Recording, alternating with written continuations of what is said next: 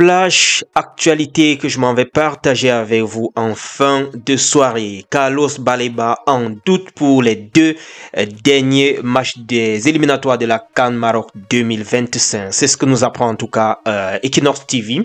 Il nous dit Carlos Baleba figure en bonne place dans la liste des 26 joueurs dévoilés ce dimanche 10 novembre en fin de matinée par l'entraîneur sélectionneur Marc Brice pour les matchs contre la Namibie le 13 novembre, il voulait dire, et le Zimbabwe le 19 novembre. Cependant, Brighton et les proches du jeune joueur sont tombés des nues en découvrant son nom dans la liste définitive. Le club anglais a écrit à l'Africa Foot pour l'informer qu'après le match contre Manchester City, Baleba a rechuté. Il souffre d'une blessure au genou depuis un certain temps et son club a proposé à son équipe nationale de le ménager pendant la période FIFA réservée aux matchs internationaux. Explique des sources introduites à l'Africa Foot. S'il n'y a pas de retour de courrier, le talentueux pilier des Lions Indomptables pourrait être contraint de se présenter à Yaoundé devant le staff des Lions Indomptables pour faire constater son état de santé comme le prévoient les règlements.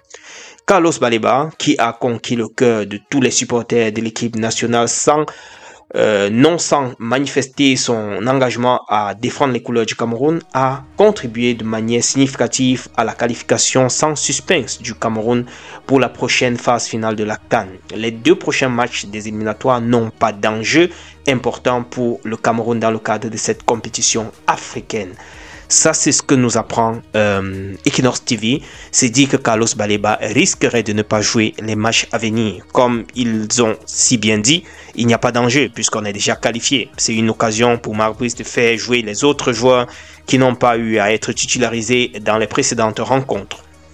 Entre-temps, on nous fait quand même savoir déjà qu'il y a quelques joueurs qui ont été convoqués, qui sont déjà sur le chemin de Yaoundé. Question de venir pour le regroupement comptant pour ces deux confrontations.